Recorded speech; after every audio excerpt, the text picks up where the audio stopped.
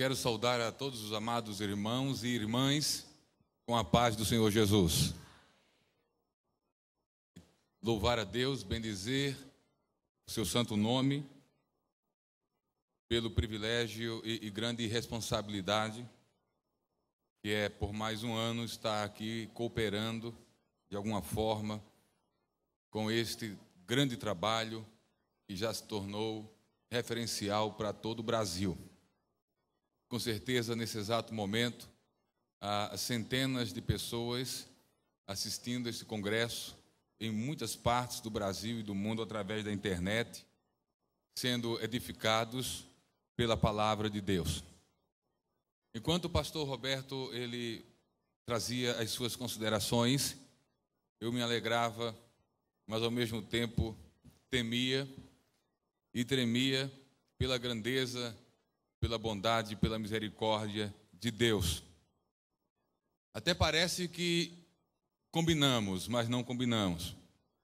Porque o Senhor já tinha colocado em meu coração de nessa tarde estar falando sobre o tema Formou Deus a mulher e a encheu com o Espírito Santo. Dessa forma, eu quero pedir a todas as irmãs presentes e irmãos que abram a sua Bíblia no capítulo 2 do livro de Atos dos Apóstolos. Faremos a leitura de algumas porções, para em seguida falarmos sobre formou Deus a mulher e a encheu com o seu Espírito Santo. Atos 2, a partir do verso 1. Diz a Bíblia que, cumprindo-se o dia de Pentecostes, estavam todos reunidos no mesmo lugar. E de repente veio do céu um som como de um vento veemente e impetuoso, e encheu toda a casa em que estavam assentados. E foram vistas por eles línguas repartidas como que de fogo, as quais pousaram sobre cada um deles. E todos foram cheios do Espírito Santo e começaram a falar em outras línguas, conforme o Espírito Santo lhes concedia que falassem. Agora nós vamos ler alguns versículos, ou alguns outros versículos. Versículo 17, até o versículo 17 e versículo 18. Versículo 16, 17 e 18. Mas isto é o que foi dito pelo profeta Joel. E nos últimos dias acontecerá, diz Deus, que do meu espírito derramarei sobre toda a carne. E os vossos filhos e as vossas filhas profetizarão. Os vossos jovens terão visões e os vossos velhos sonharão sonhos.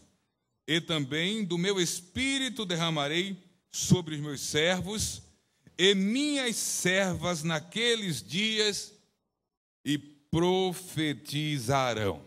Amém. Esses textos para a nossa reflexão nessa tarde. Eu, há alguns dias atrás, lia e investigava a Bíblia Sagrada, na Bíblia Sagrada, sobre a ação do Espírito Santo na vida das mulheres.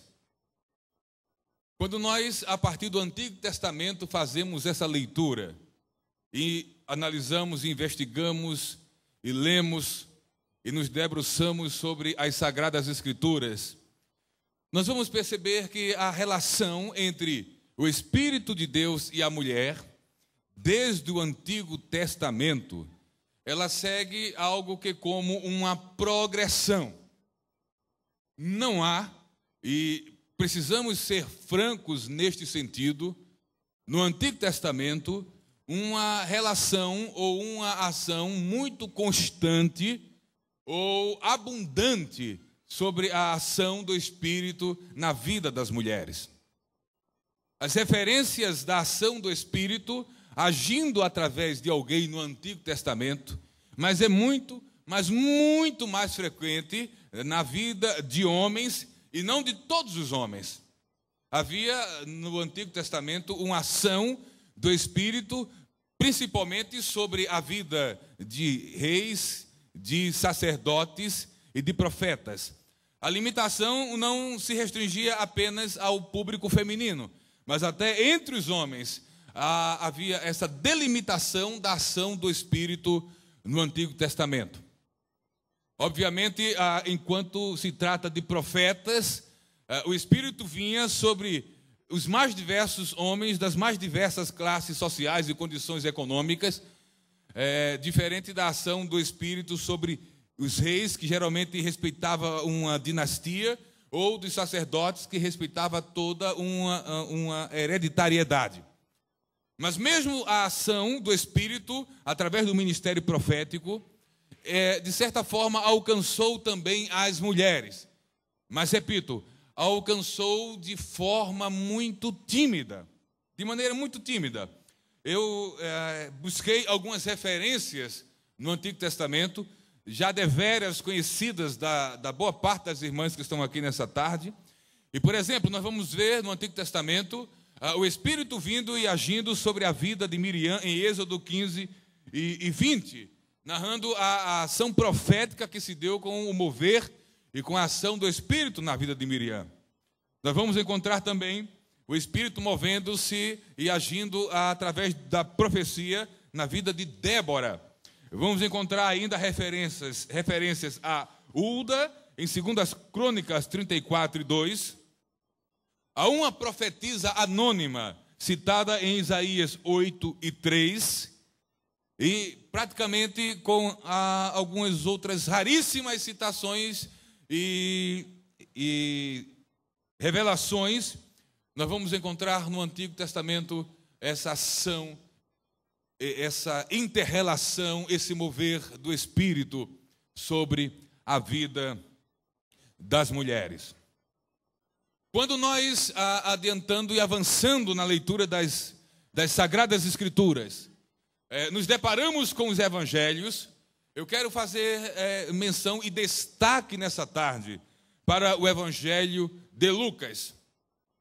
Lucas, através do seu Evangelho e do livro de Atos, ambos foram escritos por Lucas, nos traz várias revelações, várias referências, várias narrativas acerca da ação e do mover do Espírito Santo, inclusive e também sobre a vida de mulheres. Parece-nos que Lucas, em seu Evangelho, ele dá um destaque que poderíamos classificar como uma ação do Espírito Santo num momento transitório entre aquilo que foi a ação do Espírito no Antigo Testamento e aquilo que viria como manifestação, ação e mover do Espírito no Novo Testamento sobre mulheres. Nesse período da narrativa dos Evangelhos, nós temos a transição entre a antiga aliança e a nova aliança firmada na cruz do Calvário. A igreja só vai nascer de forma evidente, de forma bíblica, com o derramar do Espírito em Atos 2, conforme lemos. Então, até Atos 2, nós temos nos Evangelhos um momento transitório da ação do Espírito para esses últimos tempos, para essas gerações que sucederam a fundação e o estabelecimento da igreja de Jesus em Atos 2. Então, nós temos aqui, repito, em Lucas, um momento transitório, e nós vamos ver de forma surpreendente como o Espírito de Deus trabalhou no processo transitório da ação sobre a mulher no Antigo Testamento para fazer uma ponte sobre a ação da mulher a partir do derramar do Espírito em Pentecoste e do estabelecimento e fundação da Igreja de Jesus. Então, o primeiro texto que eu gostaria de chamar a atenção no Evangelho de Lucas, também muito conhecido de todos aqui, encontra-se no capítulo 1 de Lucas, a partir do versículo 26. É a narrativa do anúncio do nascimento de Jesus a Maria. Eu queria pedir a cada irmã que está com a sua Bíblia na mão, que, por favor, a abrisse e acompanhasse aquilo que estaremos citando e mencionando, para que você pudesse entender e compreender sobre a luz do Espírito Santo, a forma tremenda e maravilhosa que ele agiu, e as coisas grandiosas que Ele nos tem e vos tem preparado. Em Lucas 1:26, o texto se inicia dizendo: e no 6º mês foi o anjo Gabriel, enviado por Deus a uma cidade da Galileia, chamada Nazaré, a uma virgem desposada com um varão, cujo nome era José, da casa de Davi, e o nome da virgem era Maria. E entrando o anjo onde ela estava, disse: salve, agraciada, o Senhor é contigo, bendita és tu entre as mulheres.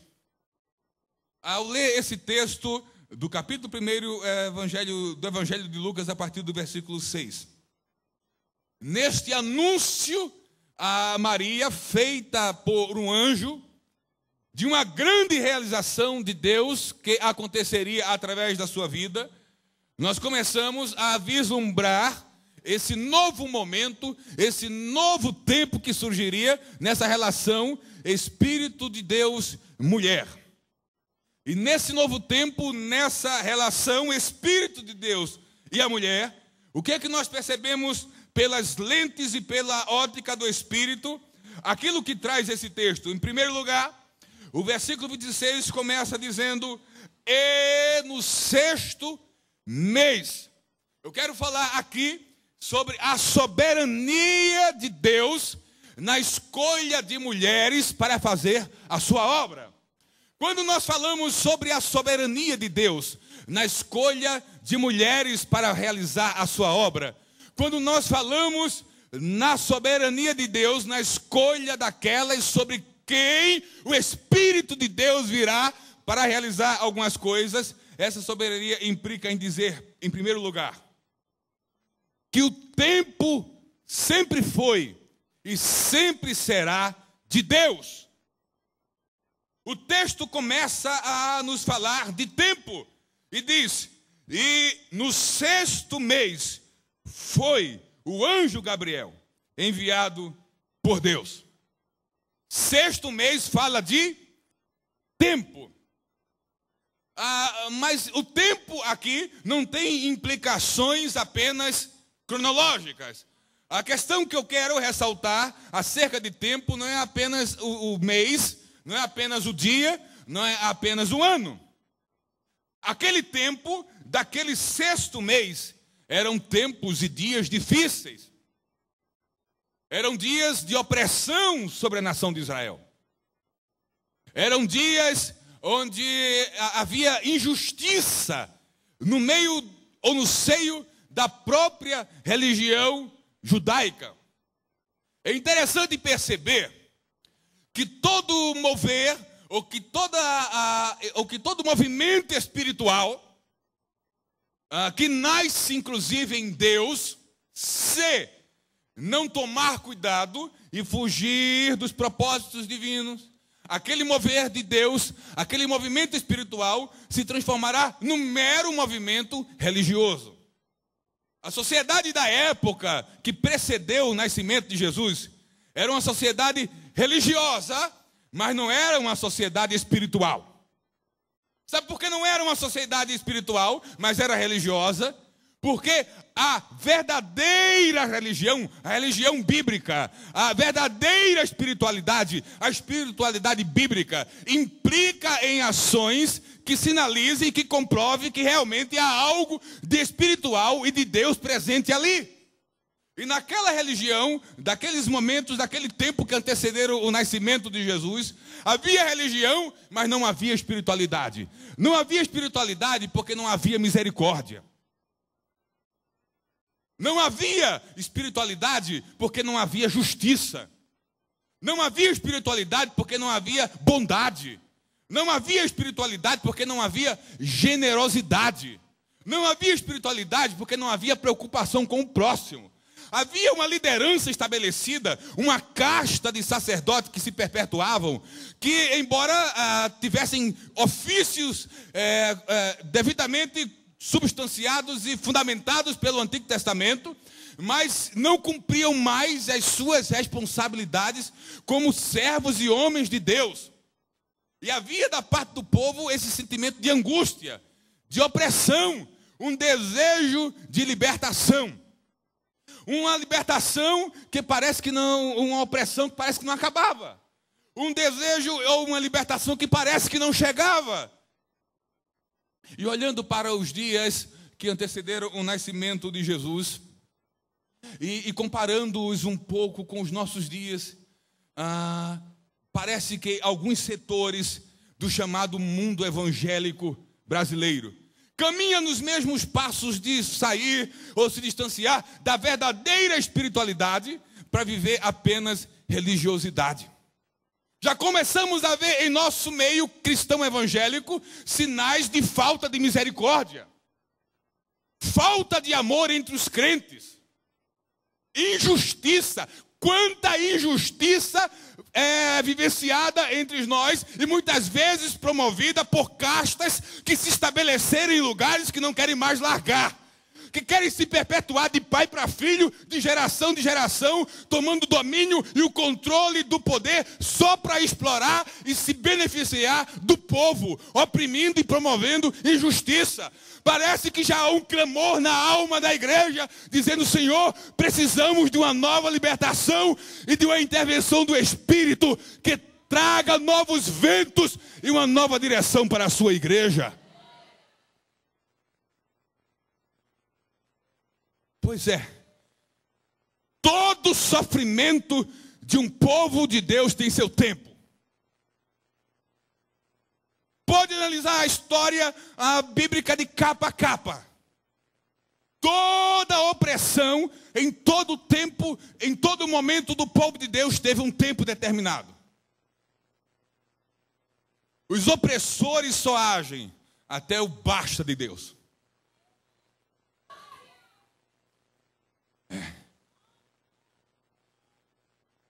Quando se está na direção de Deus, quando se está debaixo da mão de Deus, vale a pena ser oprimido. Vale a pena sofrer na vontade de Deus, porque sempre vai chegar o tempo de Deus dizer: basta, chega!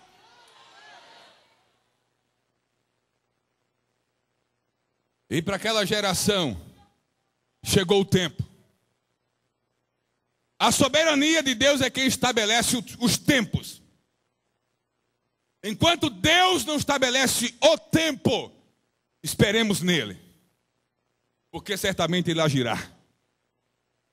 E no 6º mês, aquele que é soberano estabelece tempo.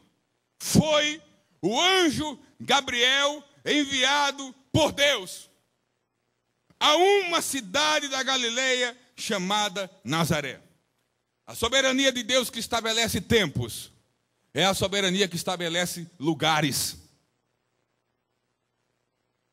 De onde surgirá o próximo mover? De onde se levantará o próximo profeta? De onde Deus levantará a próxima mulher que usará para a glória dele? Dos grandes centros urbanos? Nem sempre. Das megalópolis? Nem sempre.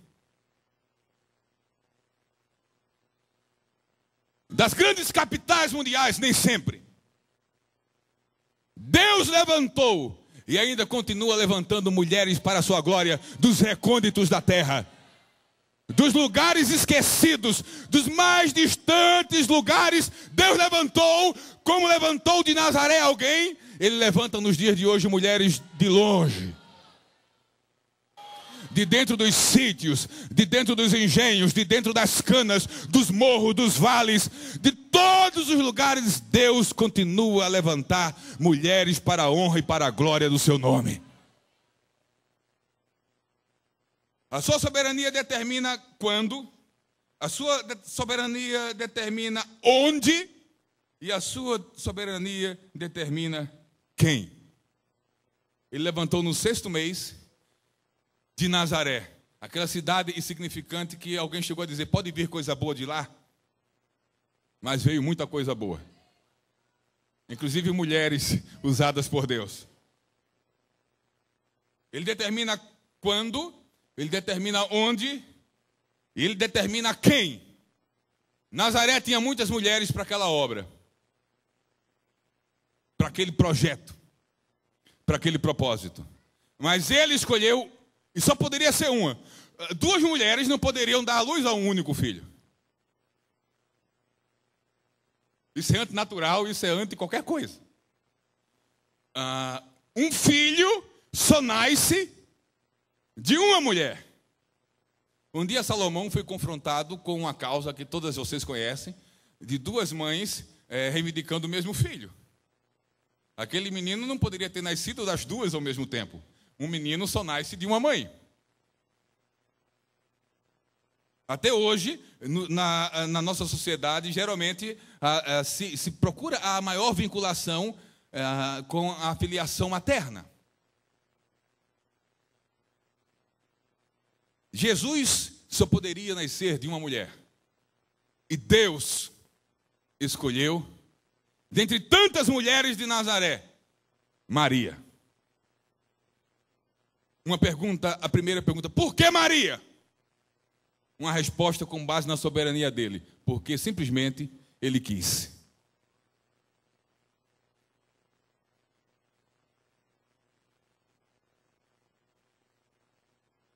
Por que Deus escolhe algumas mulheres para determinadas obras e outras não?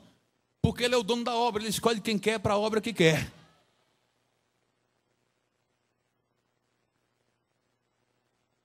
Falávamos há pouco tempo numa escola bíblica que dentro de uma direção divina, 2 pessoas não podem estar executando a mesma obra no mesmo lugar, de forma, entenda, a obra específica ao mesmo tempo. Ele distribui diversas atividades, mas para cada um, ele determina um lugar, um jeito, uma forma e um método. Dessa forma, para a minha vida e para a sua vida, Deus só tem projeto único. A minha vida, a sua vida, a obra que Deus tem para realizar em mim e por mim, por você e em você, é projeto único. Nós a faremos porque Deus resolveu que faríamos. Então o que é que cabe a nós? Descobrir o projeto de Deus para a nossa vida. Descobrir o propósito de Deus para a nossa vida. Descobrir o que Ele quer para nós nesse tempo e para esta geração. E Ele faz questão de revelar essas coisas. E Ele revelou para Maria. Só uma mulher poderia cumprir aquele propósito. E foi Maria, que Deus escolheu, em primeiro lugar, por sua soberania. Segundo, escolheu por sua graça. Está claro nas próprias palavras do anjo. O anjo, no versículo 30, disse-lhe então o anjo, Maria, não temas porque achaste graça diante de Deus. Ela foi separada, ela foi escolhida não apenas por causa da soberania de Deus, mas também por sua graça. Ela não merecia aquilo, foi um favor imerecido de Deus. Embora Maria foi certamente uma mulher com muitas virtudes, em nenhum lugar da Bíblia, nós encontramos dizer que Maria foi a mais santa de sua época. Em nenhum lugar da Bíblia, e alguém vai se chocar com essas declarações, nós vamos encontrar dizer que Maria foi a mais virtuosa da sua época. Se decidíssemos entender que a escolha de Maria foi baseada em santidade e em virtude, diríamos que a escolha de Deus foi meritória, foi por causa das obras de Maria. Mas ela mesma declara na sua menção de louvor: o meu espírito se alegra em Deus, o meu Salvador. Ela percebe a sua condição limitada e falha de ser humano, falível, imperfeita, passiva de erros e de acertos, de tentativas, de alcances, de frustrações. Mulher como qualquer outra mulher, mas mulher agraciada por Deus, mulher escolhida por Deus. Mulher que, apesar das imperfeições, Deus resolveu confiar e privilegiar com aquela única e grandiosa honra de ser a mãe do Salvador. E nós encontramos ainda nesse texto, nesse momento transitório do Antigo Testamento para o momento do Espírito Santo agindo na igreja, que naquela escolha de Maria e que aquela revelação de Deus a Maria suscitou nela algumas reações, alguns posicionamentos, algumas respostas, muito naturais e perfeitamente compreensíveis e esperadas. Em primeiro lugar, diante da revelação da obra que Deus realizaria, porque um Deus soberano, ele determina o tempo, determina o lugar, determina as pessoas e determina o que as pessoas realizarão.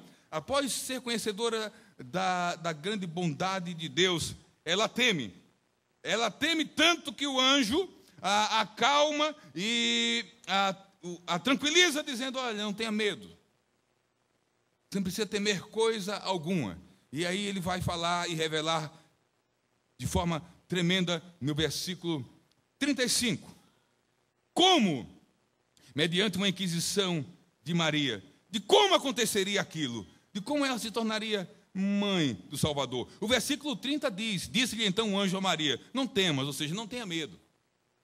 E Maria, inquirindo, no versículo 34, pergunta: mas como vai acontecer isso? Eu não conheço varão. E aí o anjo, no verso 35, diz: olha, respondendo o anjo, disse-lhe: descerá sobre ti o Espírito Santo, e a virtude do Altíssimo te cobrirá com a sua sombra, pelo que também o santo que de ti há de nascer será chamado Filho de Deus. Há uma coisa grande aqui na fala do anjo, esse descer do Espírito sobre ela, esse cobrir do Altíssimo com a sua sombra, fala de novo mover, fala de uma nova dimensão, de uma nova ação que vem chegando por aí sobre não apenas Maria, mas sobre as mulheres que seriam ou que viriam após aquela geração, naquela geração e após aquela geração. E por fim, no versículo 38, diante da revelação e da fé que ela manifesta, porque primeiro ela manifesta temor, mas depois ela manifesta fé da seguinte forma, diz no verso 38, disse então Maria: eis aqui a serva do Senhor. Ela se disponibiliza, ela se entrega, ela se coloca à disposição do Senhor. Cumpra-se em mim, segundo a tua palavra. Ela não apenas se disponibiliza, ela não apenas verbaliza o seu desejo de estar à disposição de Deus, dizendo: eis aqui a serva do Senhor, mas ela se submete à vontade plena de Deus e diz: cumpra-se em mim, segundo a tua palavra. E há uma terceira coisa envolvida aqui, além de temor, de submissão, de disponibilidade, e há também aqui a coragem. Coragem. Nenhum homem, nem mulher alguma, em qualquer época da história do povo de Deus, foi chamado para fazer uma obra, para nesta obra estar livre de sofrimento. Nós estamos, já ouvimos muito isto, ouvimos com muita frequência. Envolver-se com a obra de Deus implica em sofrer por causa da obra. Se você não quer sofrimento, não trabalhe, não se envolva com a obra. A obra traz naturalmente as suas dores, os seus sofrimentos, e todos nós precisávamos ter muita consciência disso. A aceitação de um trabalho implica em aceitar o sofrimento advindo naturalmente desse trabalho. A realização e o envolvimento com o trabalho trará sobre e para a nossa vida incompreensões. Muitas vezes seremos mal entendidos. A realização de uma obra fará com que muitas vezes sejamos alvo de calúnia e difamação.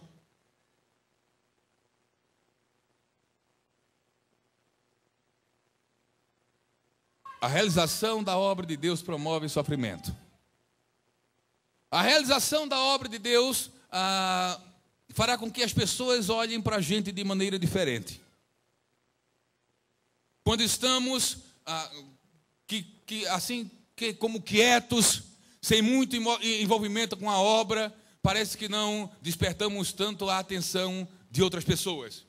Mas quando a gente começa a se envolver de maneira mais efetiva, quando começamos a ser mais atuantes na obra, há pessoas na própria obra que começam a se incomodar conosco.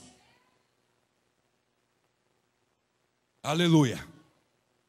E sabem por que parece que começam a se incomodar conosco? Vou dizer aqui o que já disse também numa outra escola bíblica, num outro lugar. Há uma doença que, dentre outras, que acometeu algumas pessoas que realizam a obra nesta geração. Todos nós precisávamos e precisamos, enquanto realizadores da obra de Deus, olharmos uns para os outros e umas para as outras como companheiras. Companheiras. Um companheiro, uma companheira é alguém que caminha lado a lado, de mãos dadas, fazendo a obra de Deus em direção a fazer tudo para a glória de Deus. Caminha de mão dada, caminha de braço dado. Ninguém quer correr na frente, ninguém quer ficar para trás, quer caminhar lado a lado, de mão dada, de braço dado, num único propósito: servir a Deus para a glória dele. A visão de companheirismo precisa ressurgir em nosso meio. Cada pessoa que se agrega e que se envolve na obra precisava ser olhada da seguinte forma: está chegando mais uma companheira, está chegando mais uma companheira, aleluia, está chegando mais uma companheira, está chegando mais uma companheira. Mas estamos perdendo o olhar de companheirismo. E agora, quando uma pessoa começa a se envolver, e pior, quando começa a se destacar na obra, as pessoas, ou as amigas, ou as irmãs, deixam de olhar como companheira e ficam desconfiadas, dizendo: está chegando uma concorrente.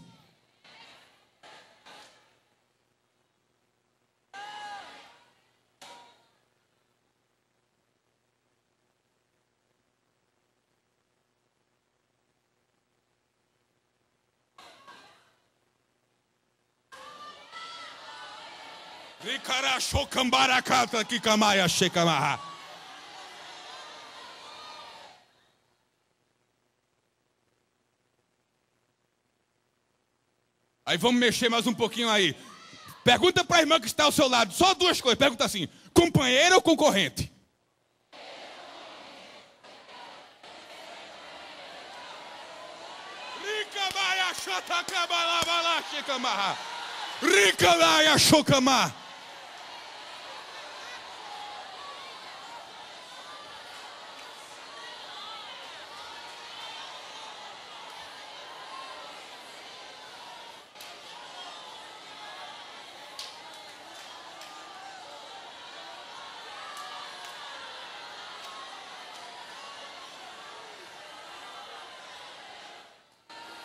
Você se envolveu na obra para caminhar ao lado de ou para tomar o lugar de? Você está atrás de serviço ou de cargo na igreja? Companheira ou concorrente?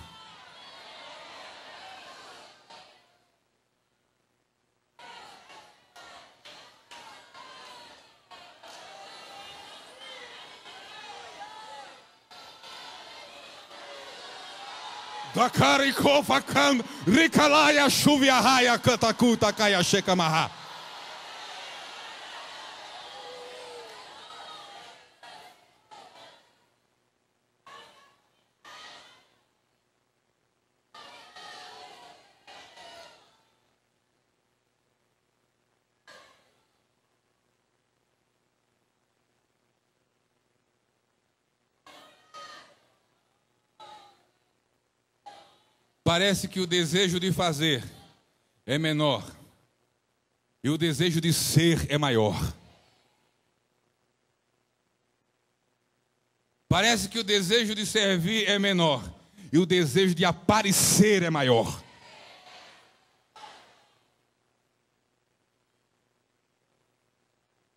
E aí eu não vou pedir para você perguntar para ninguém, eu mesmo vou perguntar: você quer servir ou aparecer?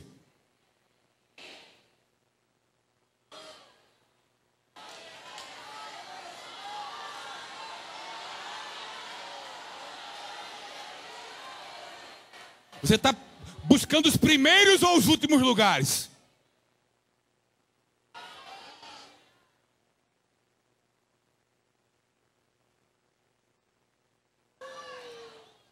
Aleluia.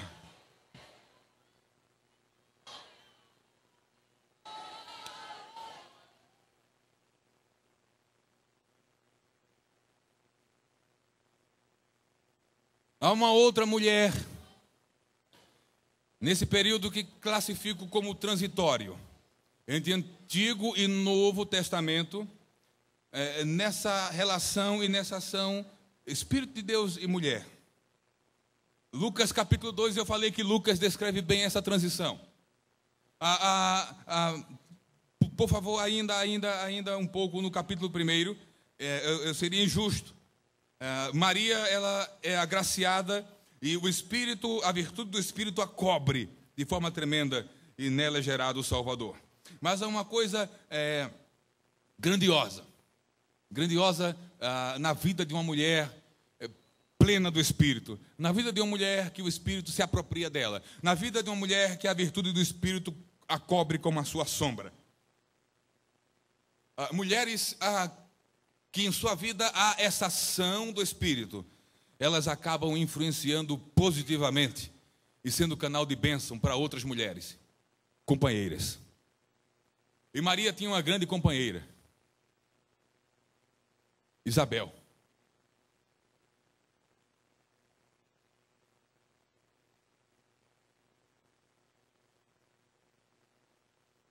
E lá no versículo 41 do mesmo capítulo 1 de Lucas, a partir do verso 39, diz a Bíblia que naqueles dias, levantando-se Maria, foi apressada às montanhas a uma cidade de Judá, entrou em casa de Zacarias e saudou a Isabel. E aconteceu que ao ouvir Isabel a saudação de Maria, a criancinha saltou no seu ventre. E Isabel, verso 41, foi cheia do Espírito Santo. Isabel é a primeira mulher, eu penso que no Novo Testamento, onde de forma explícita o texto bíblico diz, foi cheia do Espírito, embora há evidências pelo agir do Espírito na vida de Maria, que ela também foi cheia. Mas de forma clara e explícita, Isabel foi cheia do Espírito com a presença de Maria, que já estava grávida, já tinha concebido. Foi cheia do Espírito Santo. Que coisa maravilhosa. Mulheres companheiras ajudam-se mutualmente e a bênção do Espírito sobre a vida de uma acaba sendo bênção do Espírito sobre a vida da outra. Não há o sentimento de disputa. Há o sentimento em que a bênção de Deus sobre a minha vida, plena do Espírito, seja bênção para outras mulheres que possam ser também cheias do Espírito Santo. Mas falávamos de Lucas capítulo 2, a partir do versículo 36, Lucas 2, 36 a 38. Estava ali a profetisa Ana, filha de Fanuel, da tribo de Asser. Esta já era já avançada em idade, e tinha vivido com o marido 7 anos desde a sua virgindade. E era viúva de quase 84 anos, e não se afastava do templo, servindo a Deus em jejuns e orações de noite e de dia. E sobrevindo na mesma hora, ela dava graças a Deus e falava a todos os que esperavam a redenção em Jerusalém. A Ana é um outro grande exemplo desse momento de transição, do mover do Espírito sobre a vida das mulheres do Antigo para o Novo Testamento, e de forma mais específica sobre a ação e o mover do Espírito na vida da igreja. Lendo esse texto, o que me chamou a atenção foi que Ana é chamada de profetisa. Ela não é uma ex-profetisa. Não há indícios nenhum também no texto que ela era uma profetisa que não atuava mais, que não ministrava mais, que não profetizava mais. O texto diz que ela estava ali a profetisa Ana. E daí dá o nome do pai e a tribo de origem dela.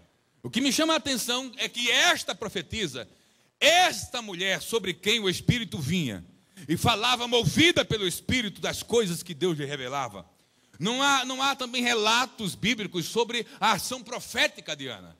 Nós não sabemos onde, como e o que ela disse ou profetizou. Só sabemos que ela era profetisa, que já naquele período intermediário o Espírito agia na vida de Ana profetizando.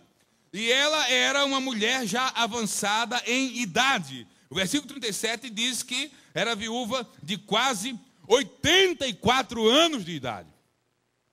84 anos e profetiza. Percebe? 84 anos e profetiza. E aí o que vai me chamando mais atenção ainda na vida de Ana é que no final do versículo 37, diz que ela tinha essa idade, não se afastava do templo, servindo a Deus em jejuns e orações de dia e de noite. E aqui eu quero retomar novamente a temática. Qual era a função? Qual era a ocupação? Qual era o cargo que Ana tinha naquele contexto judaico, naquela sociedade religiosa, mas não espiritual? Qual? Nenhum.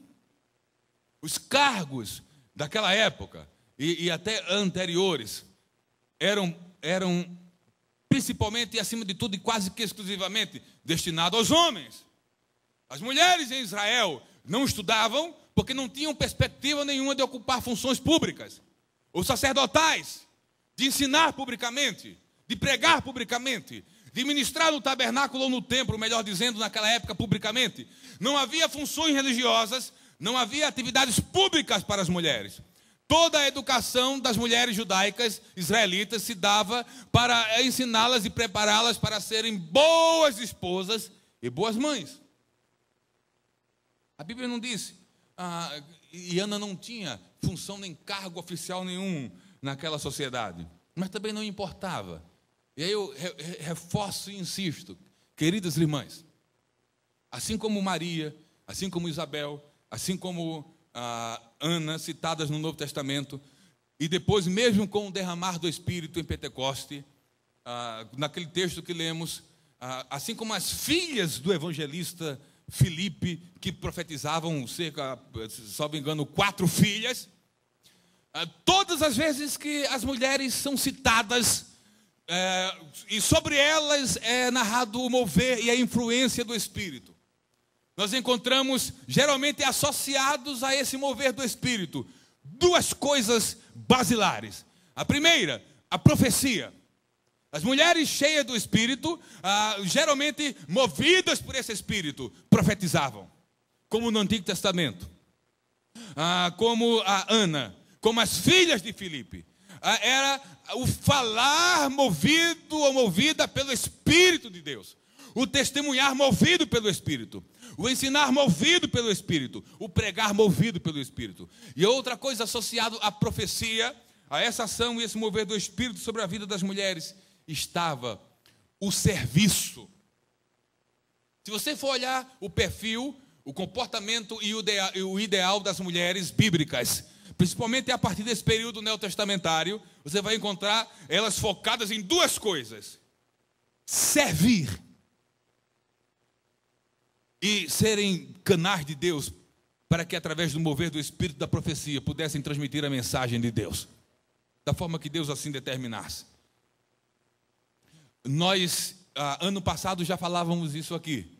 Nós avançamos com os anos, e o avanço dos anos trouxe mudanças e transformações no seio da igreja. Vocês vão lembrar bem, devem lembrar bem, que no ano passado nós falávamos aqui que nunca houve um período de tantas oportunidades para as mulheres trabalharem na igreja, principalmente no contexto pentecostal. Em nenhuma outra época da igreja houve tantas mulheres líderes. Vocês devem lembrar muito bem disso. Pois bem, isso trouxe muita coisa boa, mas trouxe também algumas dificuldades. Em nenhuma época anterior à nossa houve preocupação de pastores, ou esposa de pastores, ou diretoras, estarem preocupadas com aquela questão que levantamos de mulheres disputando com a outra cargos. em nenhuma época. E a gente vê isso em nossa época.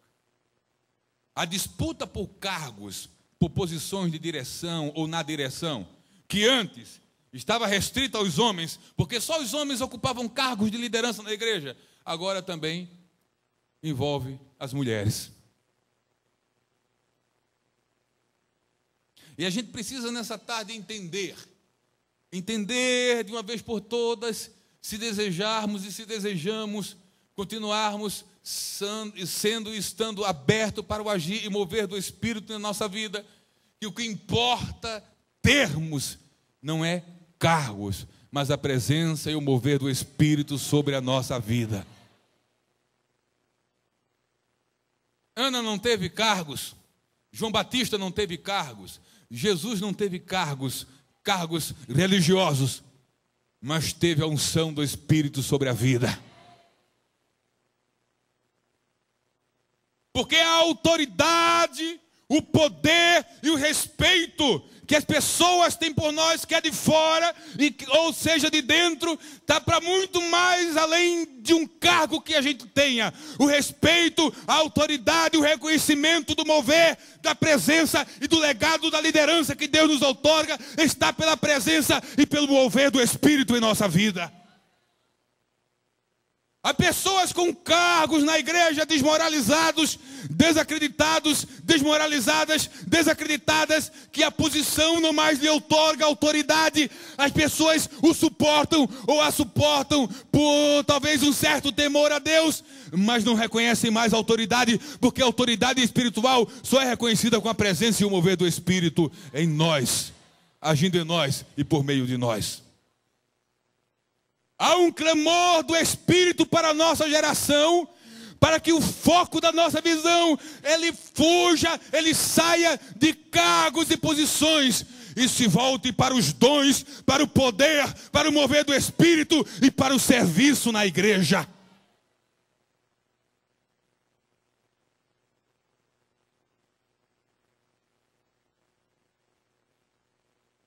Servir. Eis o maior desejo dos apóstolos, servir. Eis o maior desejo das mulheres de Deus do Antigo, do Novo Testamento e de toda a história da igreja, servir. Poder ser útil na igreja.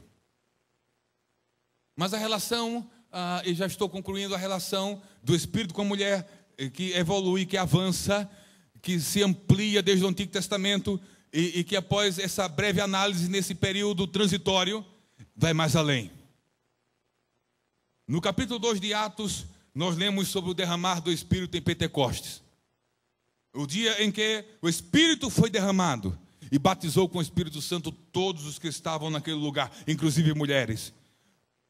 Lucas relata em Atos 1 e 14, que 13 e 14, e entrando subiram ao cenáculo onde habitavam Pedro e Tiago, João e André, Filipe, Tomé, Bartolomeu e Mateus, Tiago, filho de Alfeu, Simão, Zelote e Judas, filho de Tiago.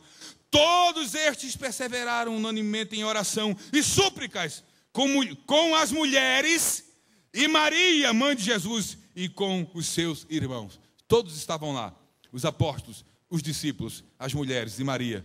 E quando em Atos 2 o Espírito foi derramado, as mulheres que estavam lá foram cheias do Espírito Santo e falaram em outras línguas.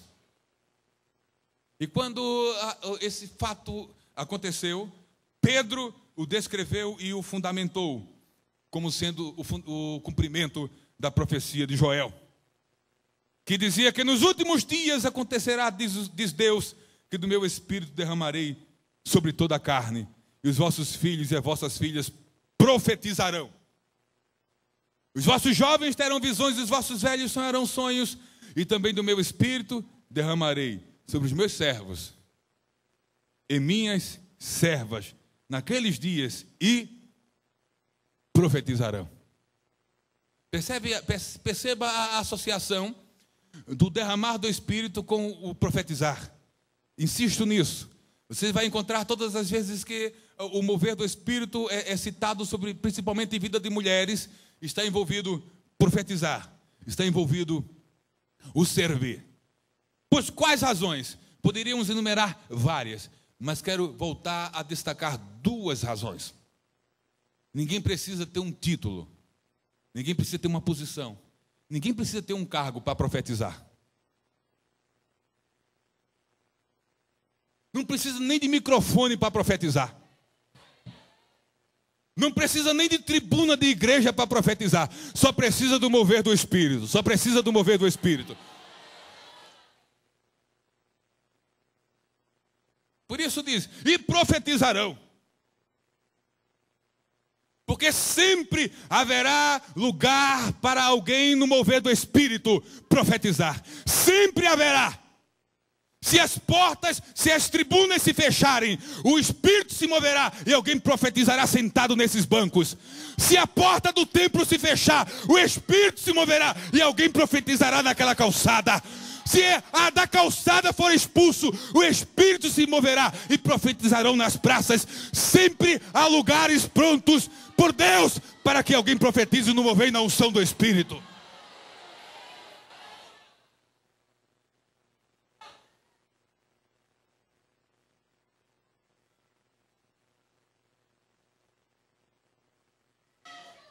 Aleluia. Haverá sempre onde profetizar. E haverá sempre onde servir.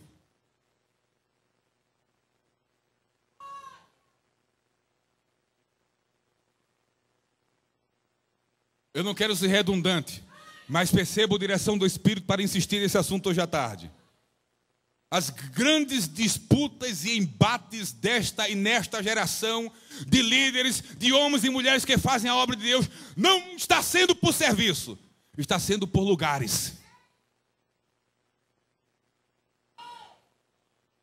Eu dirigi, cooperei com o pastor Isaac, com o pastor Roberto em setores e igrejas, e eu nunca vi, talvez os mais antigos já tenham visto, eu nunca vi duas irmãs brigando por uma vassoura.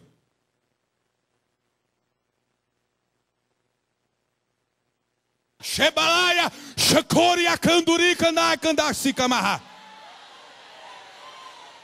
Eu nunca vi duas irmãs brigando. Quem vai varrer sou eu, não sou eu. Quem vai varrer sou eu, não sou eu. Eu vi a vassoura primeiro.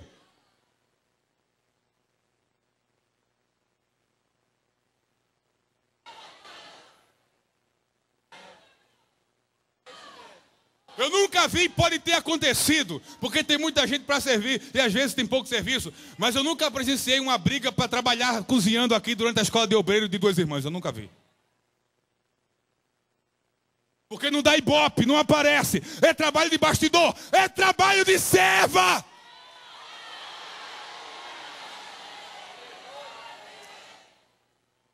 Agora eu já vi brigando para dirigir.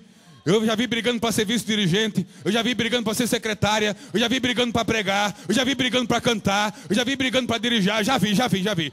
Já vi para aparecer, já vi para ocupar lugares, mas para servir e trabalhar não vi. Qual é o teu desejo nessa tarde? Fiquemos em pé, qual é o teu desejo nessa tarde? Você quer que o Espírito Santo venha de forma mais abundante sobre a tua vida? Você quer para quê? Você quer para profetizar? Ele virá. Você quer para servir? Ele virá. Você tem desejo de ser batizada com o Espírito Santo nessa tarde? Você quer ser batizada para quê? Quer ser batizada para servir? Ele te batizará. Quer ser batizada para profetizar, para evangelizar, para testemunhar no poder, na unção do Espírito? Ele te batizará. Para que você quer? O pastor está autorizando a gente fazer um convite, um apelo especial. Mulheres que não são batizadas ainda com o Espírito Santo, mas que têm desejo de servir e de profetizar, venham aqui à frente em nome de Jesus.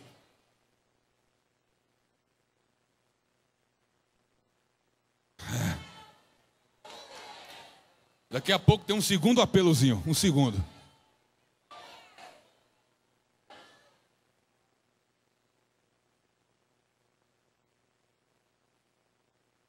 Diga para ele, no fundo da sua alma, por que você deseja o batismo?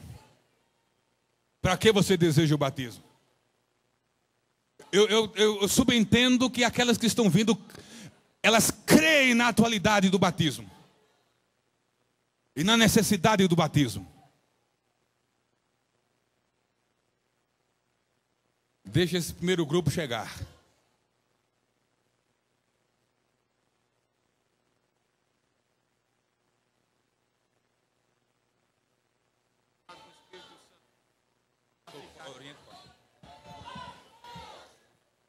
Jesus vai batizar crente com o Espírito Santo. Ele quer batizar.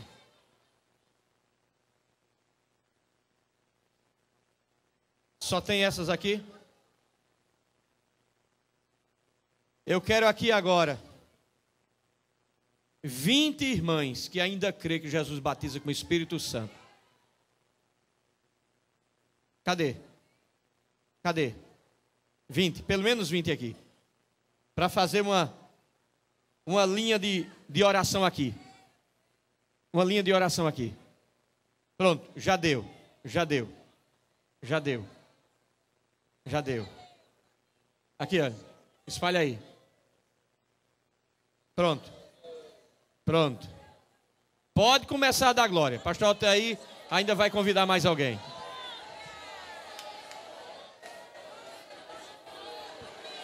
Aleluia.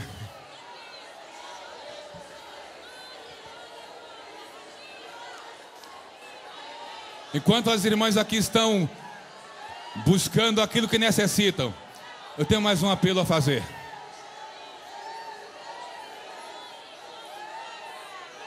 Você que começou bem, mas pelo meio do caminho se atrapalhou na obra de Deus e comprometeu a ação e o mover do Espírito na sua vida. Eu quero orar também por você nessa tarde, para Deus lhe restaurar dons do Espírito que foram perdidos por falha no foco. Mulheres que perderam o foco nessa tarde. Não sei se você tem coragem agora de vir à frente também. Você que era usada e não está sendo mais usada como já foi. Você que se atrapalhou por alguma coisa que aconteceu no meio do trabalho, se entristeceu, recuou.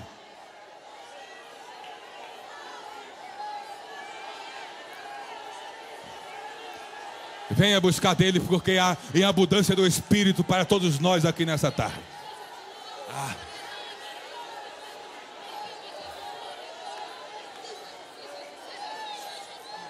Já batizou aqui? Irmã Ana já está testemunhando um batismo aqui.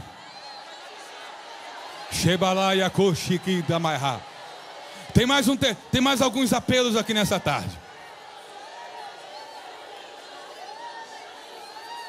Já tem mulheres falando em línguas como evidência do batismo com o Espírito Santo, conforme Atos 2.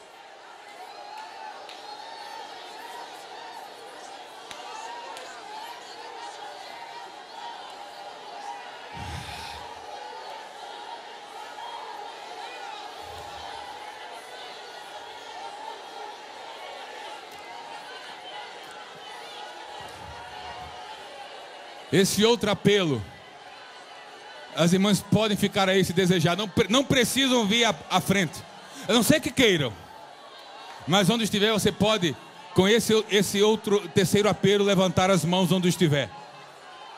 E sabe qual é o apelo? O quanto de você está disponível para o Espírito de Deus? O quanto?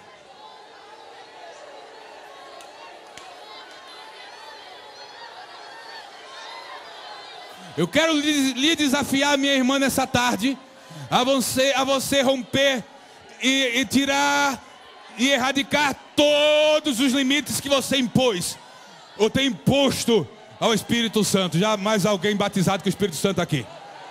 Já tem umas 4 batizadas com o Espírito Santo aqui. O quanto do Espírito pode haver na tua vida? O quanto Ele pode te usar?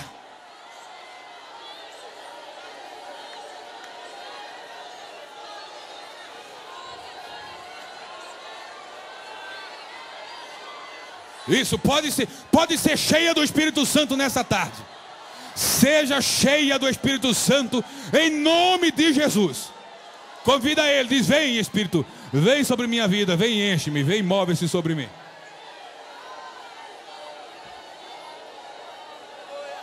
Agora tudo isso com propósito. Qual é o propósito?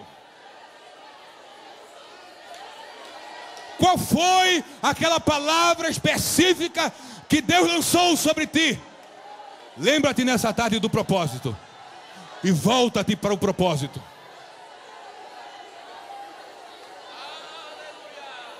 Pai, já te damos nessa tarde toda a honra, toda a glória, todo louvor, toda adoração. Somente a ti. Aleluia. Teu Espírito foi derramado sobre a igreja. E continua agindo. E continua operando. E continua fazendo. Na vida. E através de todos e todas. Que com sinceridade. Aleluia. Que com submissão. Que segundo a tua palavra se disponibilizam a te servir.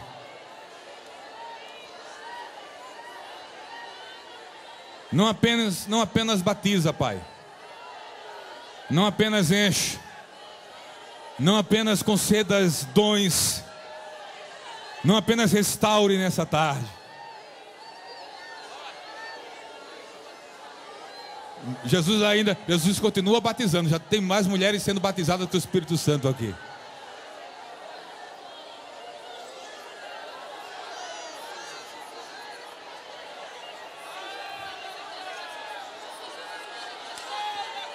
Aleluia. Até onde o Espírito pode te levar?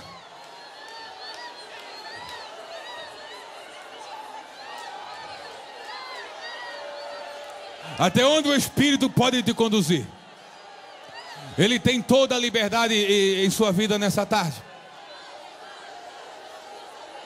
Jesus foi guiado pelo Espírito ao deserto. Ele pode te guiar ao deserto para te provar.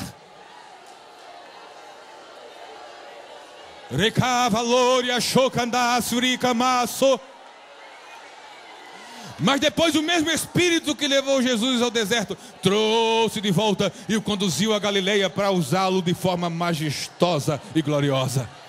Em nome de Jesus nessa tarde, deixa-te ser guiada pelo Espírito.